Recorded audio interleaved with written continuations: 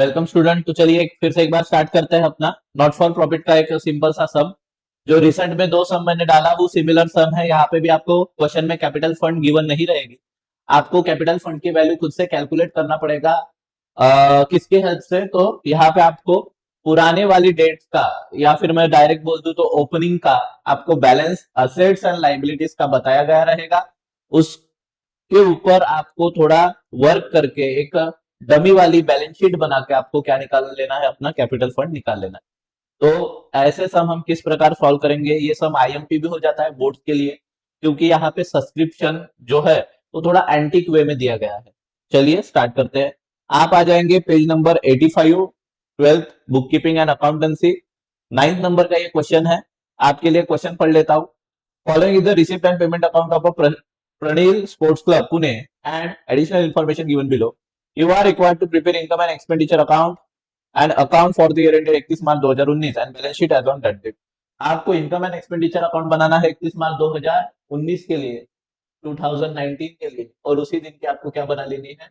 Balance sheet भी बना लेनी है। चलिए स्टार्ट करते हैं, बनाएंगे। दो स्टेप्स आपके तरफ रहती है तो तीसरी मेरे तरफ। दो स्टेप्स में कौन सी स्टेप आ जाती है आपकी? सबसे पहले आ जाता है आपका फॉर्मेटिंग और नामकरण। फॉर्मेटिंग में हमने बनाया इनकम एंड एक्सपेंडिचर अकाउंट और लाइबिलिटीज एंड असेट हमारी एक बैलेंस शीट। नाम दे देंगे हम income and expenditure account for the year ended 31 मार्च 2019 और बैलेंस शीट एज ऑन 31 मार्च 2019। इसके ऊपर इनकम एंड एक्सपेंडिचर के ऊपर मैं और टाइटल में लिख दूंगा in the books of Pranil Sports Club Pune. ये मैं एज अ टाइटल लिख दूंगा, in the books of Pranil Sports Club Pune. चलिए स्टार्ट करते हैं। दो एडजस्टमेंट, दो दो स्टेप्स आपकी तरफ रहती तो तीसरी स्टेप मेरे तरफ। चलिए स्टार्ट करते हैं एडजस्टमेंट से। 50% of donation are for building fund. 50% माने डोनेशन में आपको जो पैसा मिला उसके 50% किसके लिए है? बिल्डिंग फंड के लिए। तो डोनेशन मिला कितना और डोनेशन आपको दिया कहां पे है? तो डोनेशन आपको दिया है रिसिप्ट साइड में। रिसिप्ट बोले तो प्राप्ति, वो पैसा जो आपको मिला। तो आपको डोनेशन मिल कितना रहा है? तो आपको डोनेशन मिल रहा है 15,000। डोनेशन आपको मिल रहा है 15,000 और 15,000 के 50% जो है वो किसके लिए है? बिल्डिंग फंड के लिए। तो पहले तो मैं डोनेशन लिख दूंगा बीच में यहाँ पे, बाय डोनेशन। अंदर लिख दूंगा 15,000। अब मुझे पता है कि 15,000 में से माइनस करना है मुझे 50%। ये डोनेशन के 15,000 में से 50% इसके लिए 50% is for building fund. 50% is for building fund. Building fund के लिए कितना है? 50% है। 15,000 अगर 100% है तो 15 के आधे हो जाएंगे 50%। 15,000 अगर 100% है तो 100 का आधा 50, तो 15,000 के आधे 7,500। 15,000 में से उसका आधा अगर मैं माइनस करता हूं तो बाहर कितना बचेगा? उतना ही, 7,500। अब इसकी दूसरी एंट्री आप कहाँ पे लगाने वाले हो? आप देख लेते हो कि कोई भी प्रकार का फंड हमारी क्या कहलाती है? लाइबिलिटी। तो ये जो 15,000 में से 7,500 आपने माइनस किए, जो कि उसका 50% है। 50% माइनस करने के यहाँ से माइनस करना है और यहाँ पे लाइबिलिटीज में बिल्डिंग फंड में उसको क्या करना है? प्लस करना है। मैं लिख दूंगा बिल्डिंग फंड। अब आप देखिए क्वेश्चन को पूछिए, क्वेश्चन में कहीं पे बिल्डिंग फंड की वैल्यू आपको प्रोवाइडेड है क्या? तो बॉक्स में तो आपको बिल्डिंग फंड की वैल्यू प्रोवाइडेड नहीं है। बट अगर आप क्वेश्चन में आते हो तो फोर्थ नंबर की जो एडजस्टमेंट है, जो कि एक्चुअली एक एडजस्टमेंट नहीं है, बस एक इंफॉर्मेशन गिवन है, वहां पे आपको बैलेंस में पहले ही नंबर पे मिल जाएगा बिल्डिंग फंड 47,000। इसका मतलब आपके यहाँ बिल्डिंग फंड की वैल्यू पहले से गिवन है 47,000। 47,000 आपके पास पुराना वाला बिल्डिंग फंड है। फिर डोनेशन के 15,000 में जो 7,500 रुपए आए हैं वो भी आप कहाँ पे प्लस कर रहे हो? बिल्डिंग फंड में प्लस कर रहे हो। डोनेशन से माइनस करेंगे, बिल्डिंग फंड में प्लस करेंगे। चलिए करते हैं, क्या करना है अपने को? Plus 50% of donation. 50% of donation, donation के 50% जो कि हो रहे हैं 7,500। अभी आप समझ पा रहे हो? 7,000 7,000 14,000, 40,000 और 14,000 हो जाएंगे 54,500।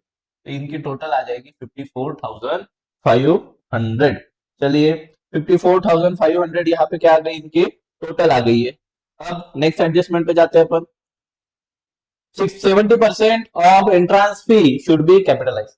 एंट्रांस फी के 70% कैपिटलाइज कर दो बोलते हैं। तो डोनेशन के ऊपर ही लिख दूंगा by entrance fees, by entrance fees minus 70% capitalise. क्योंकि आपको बोला क्या गया है कि एंट्रेंस फी में जो पैसा आया है उसके 70% पैसा, कितना पैसा, आप 70% पैसा आप क्या कर दो, कैपिटलाइज कर दो, शुड बी कैपिटलाइज। तो एंट्रेंस फी से मुझे मिला कितना, तो आप देख पा रहे हो, आपको सम में पहले से दिया, डोनेशन के नीचे ही दिया है रिसिप्ट साइड में, एंट्रेंस फी 1700 रुपए। तो एंट्रेंस फी के 1700 में से माइनस करना है आपको 70%। अब 1700 के 70% कैसे निकाले सर, कुछ 900 रुपए के आपको कितना कैलकुलेट करना है, 70%।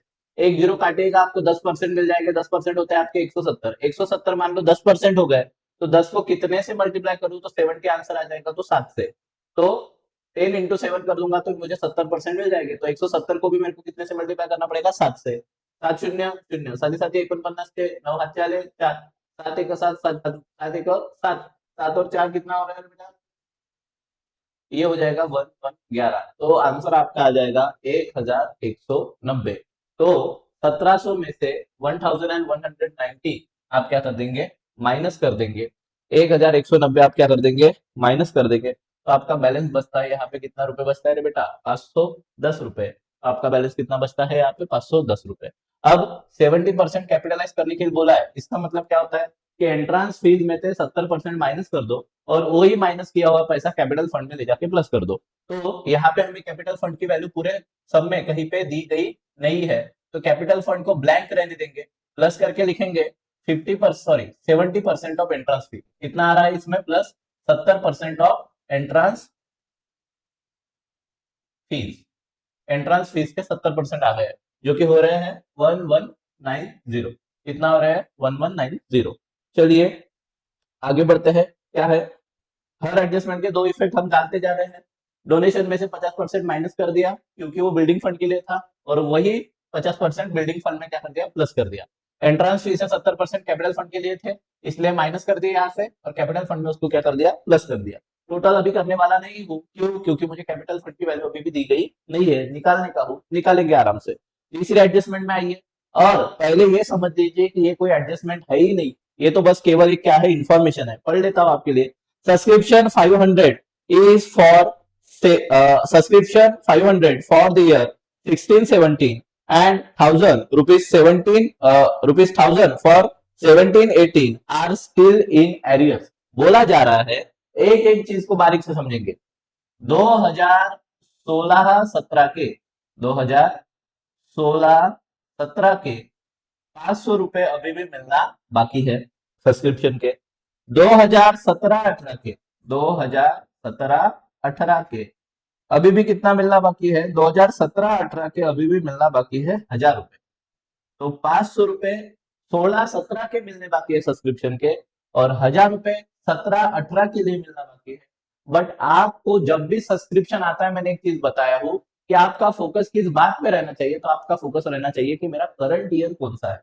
तो आप देख पा रहे हो कि आपका साल खत्म हो रहा है 2019 को, 31 मार्च 2019 को। तो ये शुरू कब हुआ होगा, ये शुरू होगा 1 अप्रैल 2018 को। तो 2018-19 ये तुम्हारा करंट ईयर है, 2018-19 ये तुम्हारा करंट ईयर है। तो 2017-18 ये तुम्हारा हो गया प्रीवियस ईयर, और 2016-17 ये भी तुम्हारा हो गया प्रीवियस ईयर, पिछला साल, उसका पिछला साल।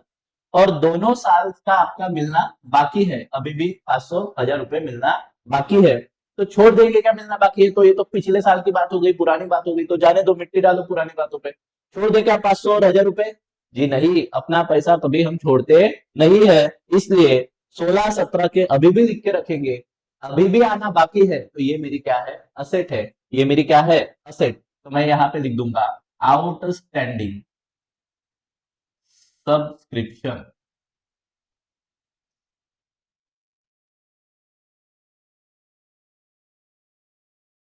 कब के लिए, 2016-17 के लिए अभी भी मिलना बाकी है 500।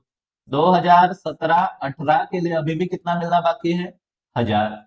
और 2018-19 ये जो मेरा करंट ईयर है, इसके लिए कुछ बोला है क्या, तो हाँ बोला है। पांचवी वाले एडजस्टमेंट में आप आ जाएंगे, outstanding subscription for current year is 8000। इसका मतलब चालू साल का, करंट ईयर का सब्सक्रिप्शन जो अभी भी मिलना बाकी है, वो कितना मिलना बाकी है, 8000। तो 2016-17 की आउटस्टैंडिंग सब्सक्रिप्शन है 500, 17-18 की है 1000, और चालू साल जो कि करंट ईयर है हमारा, 2018-19 कोणता करंट ईयर है? 2018-19। ये करंट ईयर का मुझे अभी भी सब्सक्रिप्शन मिलना बाकी है 8,000।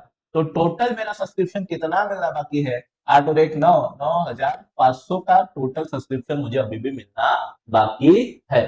बट डब्बा क्या इसके बारे में कुछ बता रहा है? जी नहीं। आप आ जाएंगे क्वेश्चन में बॉक्स में रिसिप्ट साइड में। रिसिप्ट साइड में आपको सब्सक्रिप्शन गिवन है, वो आपको सब्सक्रिप्शन मिला है 75,000। कितना मिला है सब्सक्रिप्शन? 75,000। अब ये 75,000 में 16-17 के आपको कितना रुपए मिल गए? 2,000। 16-17 के कितना रुपए मिल गए आपको? 2,000, ऐसा बताया जा रहा है। ये मैं नहीं, कहीं घर से नहीं लाया है। 2,000 की वैल्यू आपके बुक में गिवन है रिसिप्ट साइड में। रिसिप्ट साइड में बताया जा रहा है कि 2016-17 में सब्सक्रिप्शन की कीमत, 2016-17 का सब्सक्रिप्शन कितना मिला है? 2,000। 17-18 का कितना मिला? 3,000। और 18-19 जो मेरा करंट ईयर है उसका कितना मिला? 70,000। 2016-17 का 2,000 मिला, 2017-18 का 3,000 मिला, और 2018-19 जो कि मेरा करंट ईयर है, उस करंट ईयर का कितना मिला? 70,000। कितना मिला? 70,000। तो इसका ट्रीटमेंट अपन कैसे करते हैं? मैं आपको नियम बोला हूं, अभी भी हम वैल्यू बाहर वाली ही पकड़ने वाले हैं, देख लेंगे आप कैसे। यहां पे मैं लिख देता हूं बाय सब्सक्रिप्शन। कितना लिखूं? 75,000 ही लिखूंगा। माइनस करूंगा रिसीव्ड फॉर, कब के लिए मिला इसमें से? सबसे पहले 16 एंड 17, 16-17 के लिए मिला, इसलिए मैं माइनस कर दिया 2,000। तो 75 में से 2,000 माइनस हुए तो कितना बचते हैं? 73,000। अब और मैं माइनस कर दूंगा रिसीव्ड फॉर, कितना? रिसीव्ड फॉर कितना? 2017-18, 17-18, 17-18 के लिए मिला, 17-18 के लिए मिला। कितना रुपए 17-18 के लिए मिला? ये मिला 3,000। तो यहाँ से 3,000 भी क्या कर दूंगा मैं? माइनस। तो कितना बचता है? 70,000। लो भैया, हम वापस से कितने पे आ गए? हमारे करंट ईयर पे। अब आप बोलोगे कि सर मिला तो 75,000 है, फिर 75,000 की इनकम क्यों नहीं दिखा रहे हो? आपने तो 2,000 उसमें से माइनस कर दिए, बाद में और 3,000 उसमें से माइनस कर दिए। तो बेटा मैंने आपको सब्सक्रिप्शन छोड़ाते वक्त एक नियम बताया हो कि अगला पिछला हम माइनस करते हैं और करंट ईयर वाला अपन प्लस करते हैं। तो ये जो सब्सक्रिप्शन आपको मिल रहा है 2,000 और 3,000, ये कब के लिए है? 2017-18 के लिए 3,000, 2016-17 के लिए 2,000। तो ये मेरे पिछले साल में पास्ट ईयर से, क्योंकि ये मेरे पास्ट ईयर से और इनकी रिकॉर्डिंग मैं मेरे करंट ईयर में मेंटेन करने वाला नहीं हूं, इसलिए मैंने माइनस कर दिया 2,000 जो मुझे 16-17 के लिए मिले, और 3,000 जो मुझे मिले 17-18 के लिए। नियम के हिसाब से अगला पिछला माइनस और करंट वाला प्लस। तो मुझे इस साल के लिए सब्सक्रिप्शन कितना मिला है? 70,000। बट एडजस्टमेंट नंबर 5 मुझे क्या बता रही है कि आउटस्टैंडिंग सब्सक्रिप्शन 2018-19 का outstanding subscription for current year, current year कौन सा है आपका? 18-19। Outstanding subscription for current year का सब्सक्रिप्शन 8,000 रुपए अभी भी मिलना बाकी है। तो मैं यहाँ पे क्या कर दूंगा?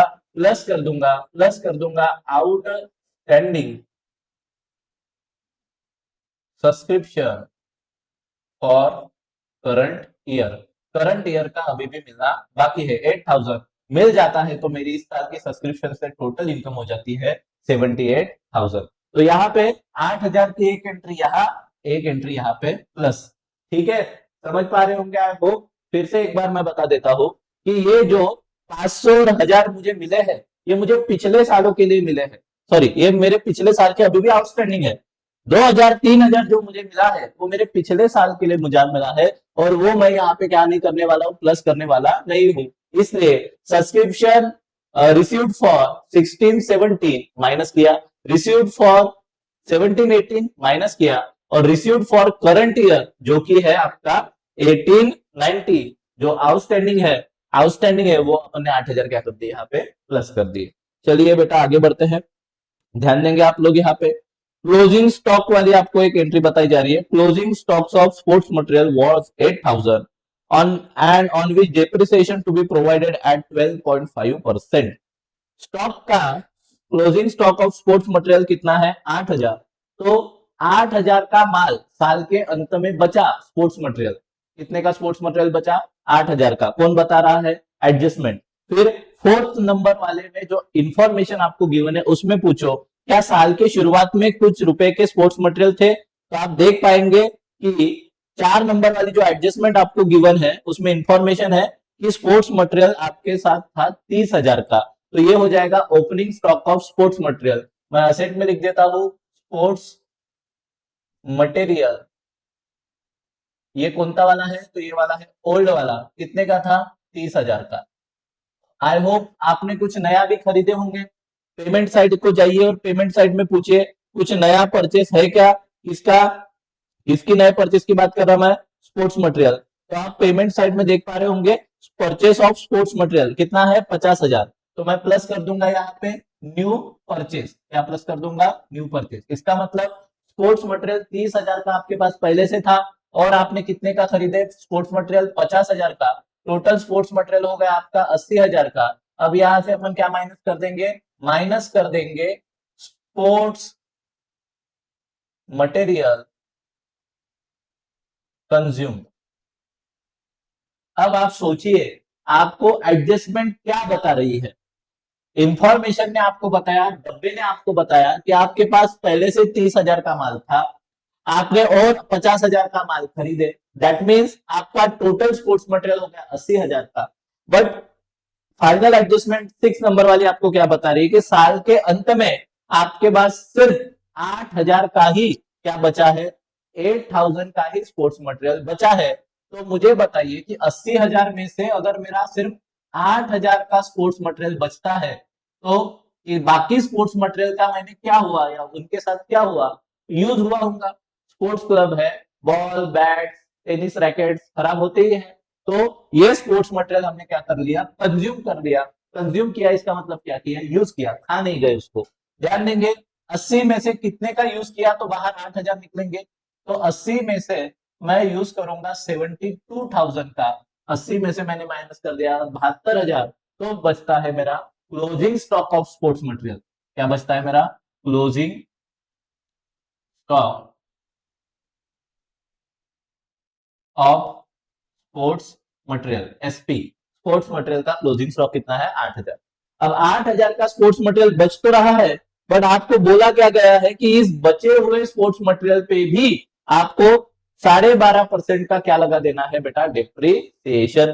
चलिए कैलकुलेट करते हैं, 12.5% दिया, कोई बड़ी बात नहीं है। ध्यान देंगे आप लोग 8,000 में से एक जीरो काट दिए, दो जीरो काट दिए, कितना आता है बेटा, तो ये आपका आ रहा है 80 रुपए। कितना रुपए आ रहा है 80, 80 आपके 1% है, 80 ये आपके कितना परसेंट है 1%। 1% के लिए करना क्या है आपको, 8,000 में से पीछे से दो जीरो उड़ा देने, तो बचता कितना है 80।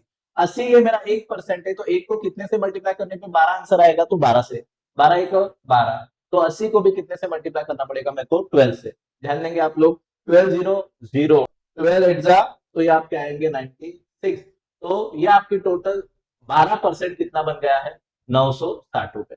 अब 960 रुपए अगर आपके 12% है, 960 अगर आपके कितना परसेंट है 12% है, बट मुझे 12% नहीं चाहिए, मुझे कितना चाहिए 12.5%। मुझे 8,000 की कितना परसेंट चाहिए था 12.5%, मैंने निकाला कितना 12%। अब 80 ये मेरा 1% है, 80 ये मेरे कितना परसेंट है 1%, एक को मैं अगर आधा करता हूँ तो 0.5% बन जाता है, तो और 80 का आधा कितना बन जाता है 40, तो 40 ये मेरा 0.5% है। तो आप टोटल लगा लेंगे 12 प्लस 12 प्लस 0.5 12.5, और 960 और 40 कितना हो जाएगा 1,000 रुपए हो जाएगा। तो यहाँ पे मैं माइनस कर पाऊंगा डेप्रिसिएशन, दैट इज 1,000 रुपीज, तो मेरा स्पोर्ट्स मटेरियल की वैल्यू बाहर निकल के आएंगी 7,000 रुपए। अब आप बोलोगे सर 1,000 कहाँ से उठा के लेके आइए डिप्रिसिएशन की वैल्यू, तो फिर एक बार देख लेंगे और अच्छे से समझ लेंगे मैंने क्या बताया रे बाबा, कि 8,000 में से दो जीरो निकाल दो, 1% मिलेगा, और 1% बन रहा है आपका 80। 80 अगर आपका 1% है तो एक का आधा आधा, तो 80 का आधा 40, एक का आधा आपको मिलेगा 0.5। एक को 12 से मल्टीप्लाई करने पे 12% मिलेंगे, 80 को 12 पे मल्टीप्लाई करने से आपको मिलेगा 960। 960 12% है और 0.5% है आपके 40, तो टोटल कर लेंगे 960 और 40, तो टोटल आ जाएगी 1,000, और 1,000 ये आपके है 12.5%। तो यहाँ पे मैंने 1,000 रुपए क्या कर दिया माइनस। अब यहाँ पे मेरी दो एडजस्टमेंट कंबाइन मुझे दी गई थी, एक एडजस्टमेंट थी मेरी stock of sports material consume, एक एडजस्टमेंट किस पे थी मेरी, stock of sports material consume. दूसरी एडजस्टमेंट किस पे थी मेरी, तो दूसरी एडजस्टमेंट थी मेरी डिप्रिसिएशन पे। और दोनों ही वजह से मेरे नुकसान हुए हैं, मेरे खर्चे हुए हैं। तो एक्सपेंडिचर साइड में दो एंट्री इसकी जाएगी। क्या क्या एंट्री रहेगी रे? सबसे पहली to stock of sports material consume, stock of sports material consume कितने का कंज्यूम कर पाए, 72,000, 72,000। और ये आपने कैसे कैलकुलेट किया, ये हमने कैलकुलेट किया कि हमारे पास साल की शुरुआत में 30,000 का स्पोर्ट्स मटेरियल था, साल के दौरान हमने 50,000 का और खरीदे, टोटल हो गया 80,000। और एडजस्टमेंट ने हमको बताया कि साल के अंत में आपके पास सिर्फ कितने का स्टॉक बचा है, 8,000 का। तो 80,000 में से कितना का स्टॉक माइनस करूंगा तो 8,000 का बचेगा, तो मुझे माइनस करना पड़ेगा 72,000। और वो क्या नाम से माइनस होगा, तो स्पोर्ट्स मटेरियल कंज्यूम। इतने का स्पोर्ट्स मटेरियल हमने क्या कर दिया, कंज्यूम कर दिया, यूज कर दिया। कितने का, 72,000। दूसरी एंट्री किसकी रहेगी रे, to depreciation on sports material, sports material के स्टॉक पे डेप्रिसिएशन भी लगा। कितने रुपए का डेप्रिसिएशन लगा, 1,000 रुपए का। तो ये 1,000 रुपए भी क्या लिख दूंगा मैं, बाहर लिख दूंगा। 1,000 रुपए भी कहाँ लिख दूंगा मैं, बाहर। चलिए 1,000 रुपीज। चलिए यहाँ पे हमारी एडजस्टमेंट्स क्या होती है बेटा, खत्म होती है। पर एडजस्टमेंट खत्म होने के बाद भी ये क्वेश्चन का सीन खत्म होता नहीं है। इस क्वेश्चन में जो ट्विस्ट बनता है वो बनता है आपको कैलकुलेशन करना पड़ेगा। किसका कैलकुलेशन करना पड़ेगा, आपको कैलकुलेशन करना पड़ेगा कैपिटल फंड का। तो चलिए देखते हैं कि हम कैपिटल फंड के लिए कैलकुलेशन कैसे करने वाले हैं।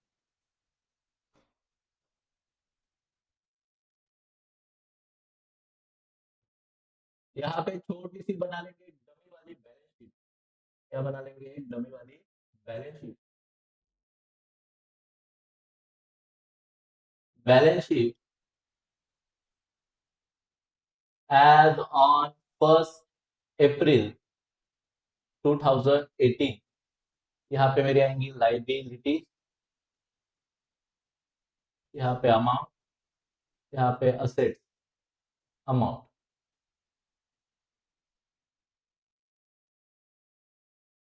चलिए बनाते हैं। क्या बनाना पड़ेगा, क्या बनाने के लिए बोला है, यहाँ पे आपको कैपिटल फंड की वैल्यू निकालने के लिए एक डमी वाली क्या बनानी पड़ेगी, बैलेंस शीट बनानी पड़ेगी। अब ये बैलेंस शीट में वैल्यू कौन सी डालने वाले हो, तो आपको 4 नंबर पे एक एडजस्टमेंट बोले तो इन्फॉर्मेशन आपको दी गई है।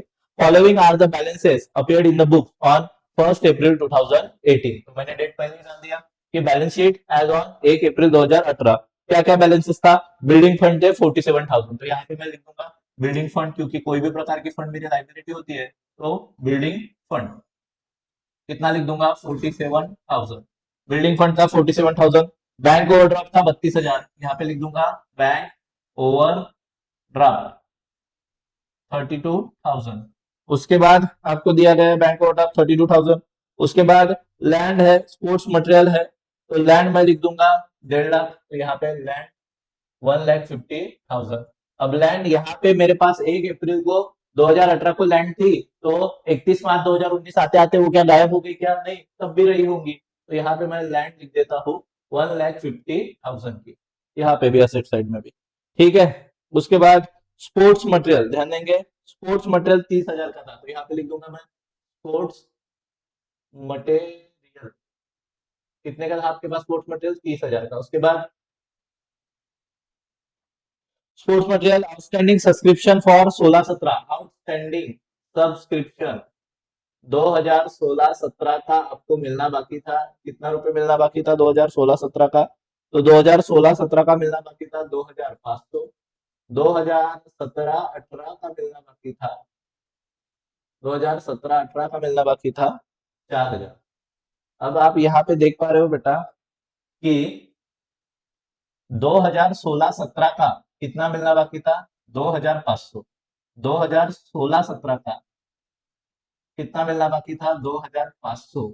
उसमें से मुझे कितने मिल गए, ये देखो रिसीव्ड फॉर 16-17 कितने मिल गए, 2,000।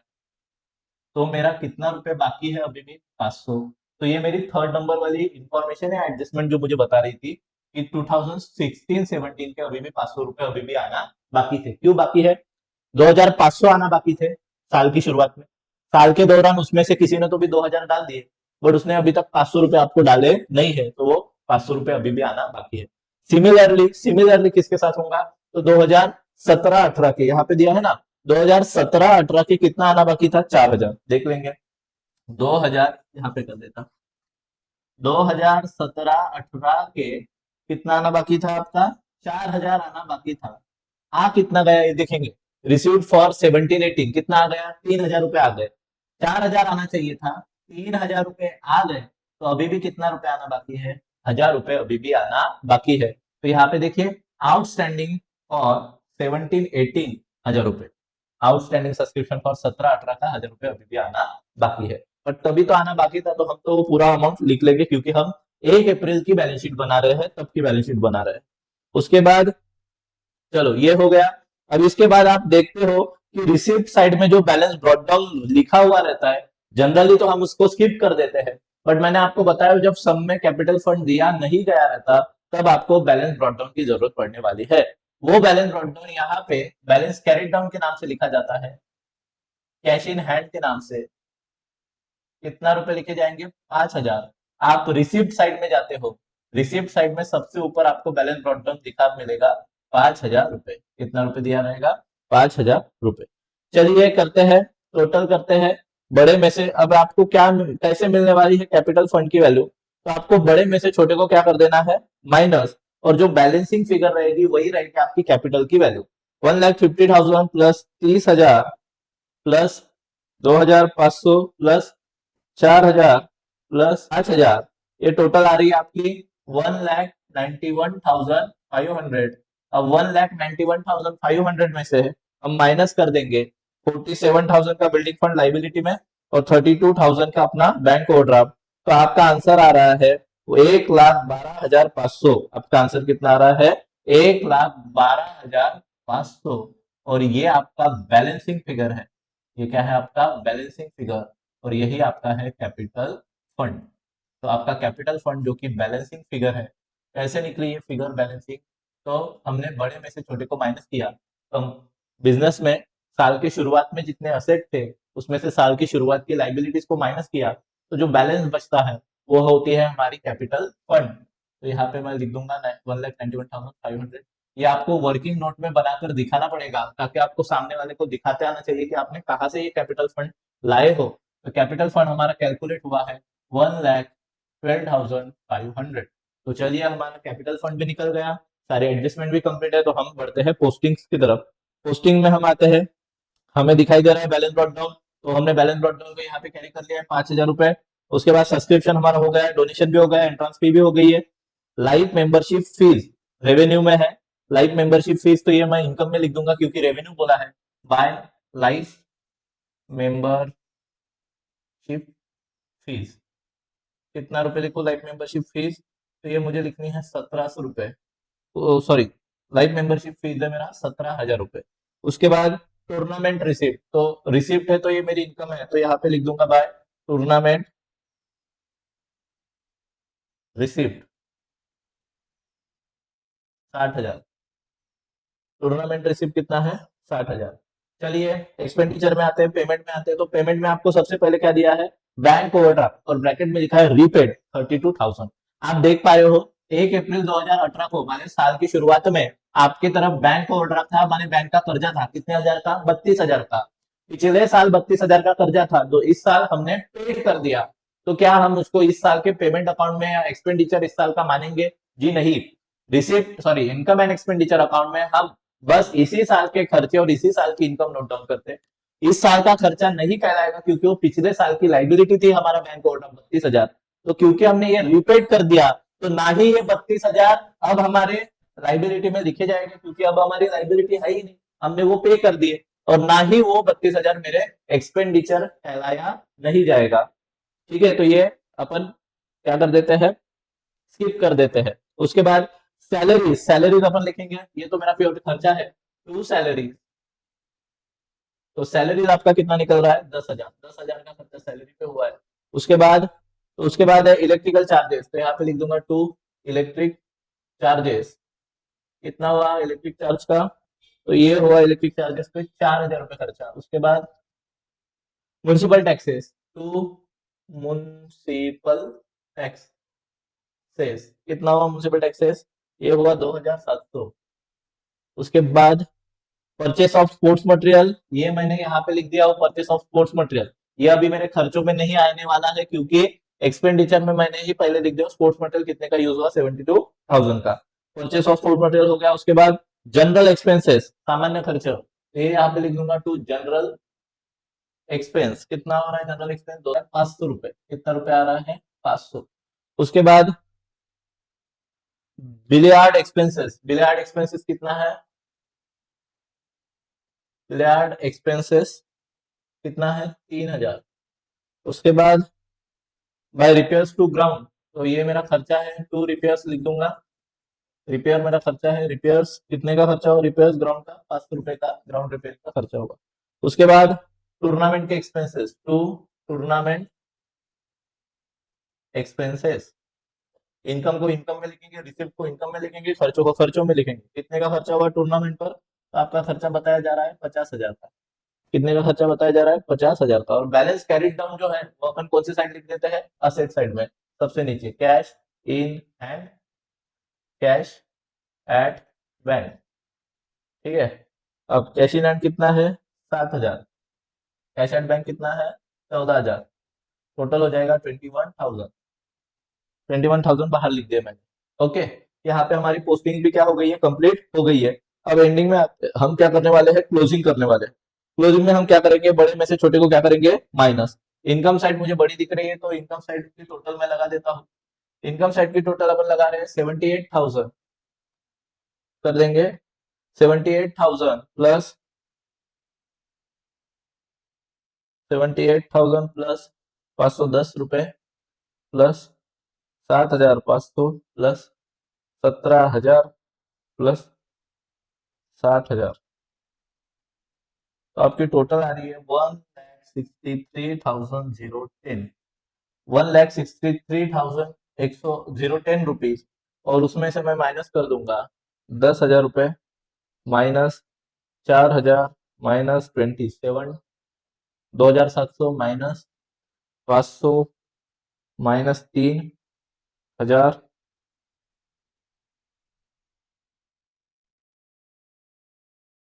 Minus 3,000, minus 72,000, minus 1,500, minus 50,000। तो ये आपका आ रहा है सरप्लस 19,310 रुपए। आपका सरप्लस कितना आ रहा है, 19,310 रुपए। आप अपने बुक में जो सॉल्व किया गया है, दिया गया है, उसके हिसाब से ना जाकर एक बार लॉजिकली इस सम को सॉल्व करके देखिएगा, तो आपका final answer same as it is आएगा जो किताब में दिया गया है। बट आप क्या करते हो, वीडियो देखते समय देखते हो कि एंट्रिया यहाँ वहां हो रही है, बुक के हिसाब से नहीं जा रही है, और आप फिर सॉल्व करना छोड़ देते हो, वीडियो देखना बंद कर देते हो। ऐसा कभी मत कीजिए, वीडियो अंत तक देखिए, आपको रिजोल्यूशन मिलेगा ही मिलेगा। चलिए, सरप्लस मेरा आ रहा है 19,310। सरप्लस होता क्या है, तो excess of income over expenditure, खर्चों से ज्यादा इनकम का होना सरप्लस कहलाता है।